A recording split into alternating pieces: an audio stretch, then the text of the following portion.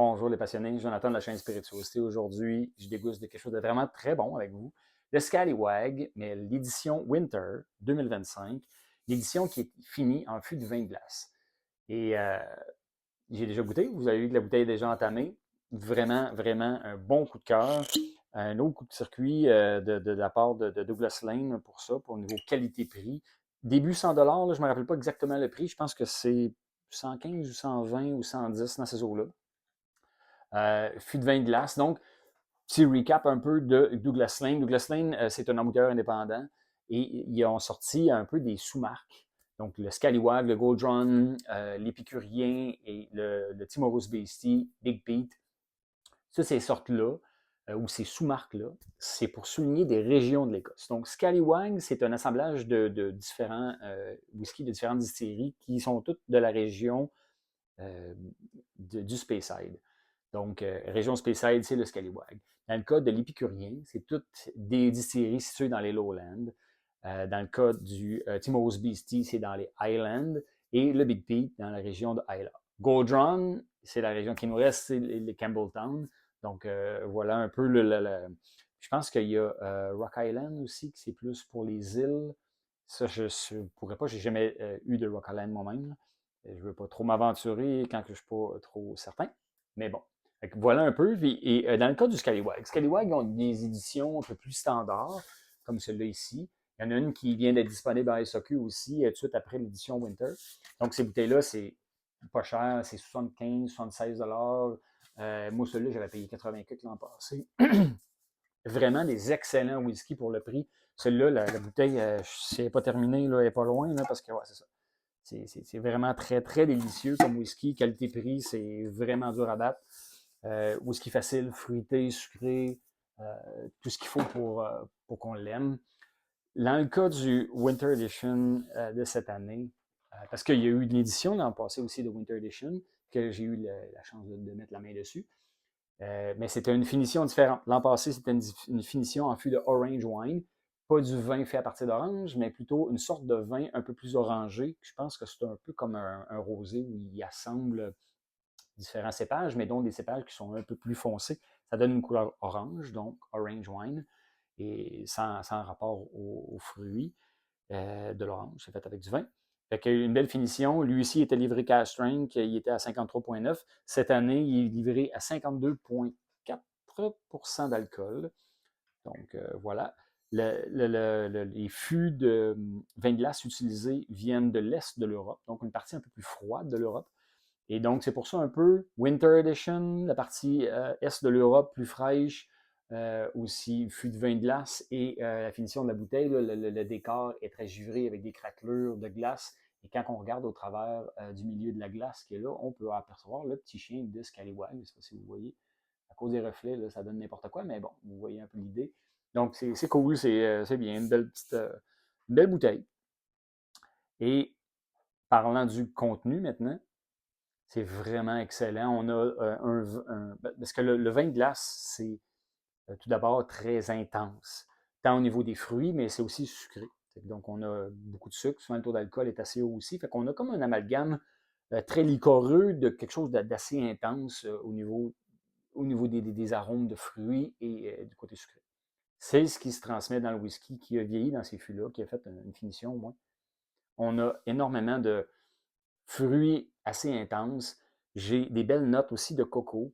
Coco avec l'écorce aussi. Fait que le petit côté boisé, fibreux de l'écorce, voire un peu chêne, mais la noix de coco a ressorti quand même pas mal. On a de belles amandes aussi, des belles amandes grillées qui ressortent au nez. Souvent dans les fûts de vin, dans le sherry, dans les PX, c'est de quoi qui va. C'est des notes noix, ce style-là va ressortir, soit Grenoble, noix, noisette, amande. Dans ce cas-ci, je voterais un peu pour amande, avec le petit côté grillé. Une belle vanille aussi, c'est très rond. Euh, Au niveau des fruits, c'est assez intense. On a des super de beaux fruits. On a des fruits, un beau raisin jaune, bien sucré. On a de la poire, on a de la pomme jaune. C'est assez vif, assez intense au niveau du fruit, mais quand même avec une super de belle rondeur. On a un super de bel équilibre. Avec la vanille, là, ça vient arrondir tout ça. C'est vraiment un nez super agréable. Quand même complexe aussi, quand même de la complexité, mais l'équilibre est super, l'équilibre, pardon, est très réussi. Puis malgré le 52% d'alcool, on n'a pas tant de brûlure au nez. On sent une petite chaleur, mais c'est rien de trop intense. Maintenant, sans plus tarder, on plonge. Santé.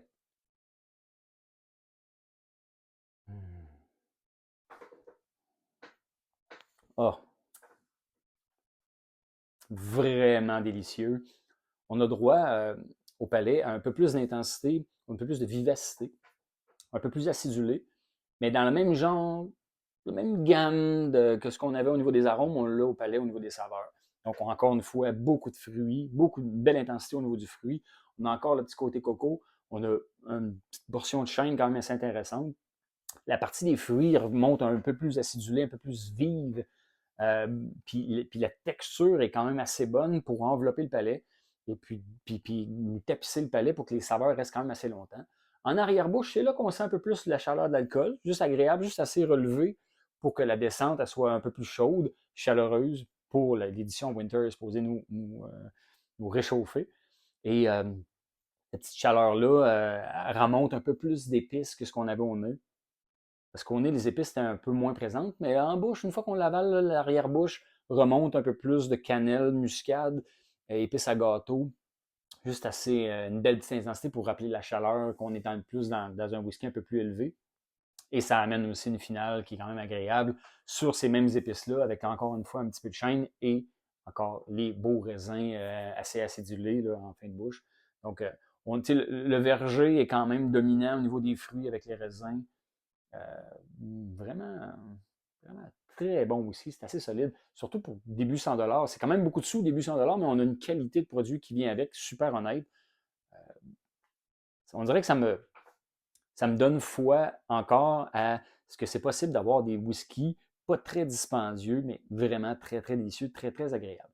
Quand on avance dans notre aventure de whisky, souvent on explore plus de whisky, puis on s'en va dans les whiskies des fois un peu plus dispendieux, un peu plus rares, un peu plus exotiques, un peu plus vieux, chers. Des fois, on s'habitue à ces qualités de whisky-là, puis quand on revient vers les whiskies un peu plus d'entrée de gamme, ben, des fois, on reste pantois un peu plus, on revient. Mais quand on pogne des whiskies comme ça nous, ça nous fait renouer avec les whiskies pas nécessairement trop chers et vraiment une belle qualité de produit. Là. On y retourne. Mm. Une belle texture. C'est pas une méga texture, mais est juste assez pour que ce soit pas trop aqueux, assez enveloppant. Petit côté fruits mélangés aux amandes en bouche qui vient comme tapisser. Un peu quand on mange des amandes, c'est un peu gras quand même. C'est un peu la même impression qu'on a. Mini amertume à peine de beaux fruits, voire la pleure un peu de l'amande. Euh, tout y est, l'équilibre vraiment est là. Un peu moins de vanille au palais que ce qu'on avait au nez, mais ça reste super bon. Coup de circuit, vraiment un gros coup de cœur pour moi pour le Scallywag cette année. L'an passé, le Scallywag était bien, était correct, puis c'était un Orange Cask, c'était la première fois pour moi, une première expérience. C'était quelque chose de bien. Il était plus dispendieux aussi. Il n'a pas été disponible au Québec. Puis là, ben, on a la chance que Bella Vita nous rende ce produit-là disponible en assez bonne quantité aussi. On a pu l'avoir disponible longtemps à SAQ. Là, je pense qu'il n'est plus disponible en ligne, là, où il restait quelques bouteilles. Hier, c'est là que j'ai ouvert cette bouteille-là. Et avec ma conjointe, on a goûté à ça, puis les deux, ça a été un gros coup de cœur. Je me suis dépêché d'en recommander une autre parce que c'est trop bon. Et que je veux être sûr de ne pas avoir peur d'y regoûter puis d'y revenir. Et puis en sachant que je vais avoir une autre bouteille en backup, comme on dit. Mm. Donc, solide whisky, toutes les coches sont cochées, toutes les cases sont cochées pour moi, en fait. L'équilibre, la complexité, agréable, c'est fruité, vanillé à souhait. Fait que c'est comme, pour moi, dans mon profil de buveur de whisky qui aime les whiskies fruités, les whiskies un peu plus sucrés, un peu plus ronds, ça, c'est parfait. Fait que je ne sais pas quel est votre genre de whisky, mais celui-là, ça reste un whisky très accessible. Je pense que même à 52 quelqu'un qui est moins habitué dans le cask strength va apprécier celui-là parce que le taux d'alcool n'est pas démesurément haut.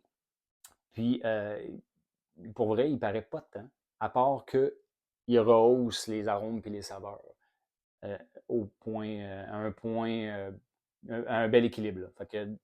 Fait que je pense que même si vous n'êtes pas trop habitué dans les cask strength, ce whisky-là va vous séduire. Donc, j'espère que c'était une belle façon de vous partager ce que donne l'expérience du Scallywag Winter. Et donc, voilà, moi, je vous le recommande fortement. Santé!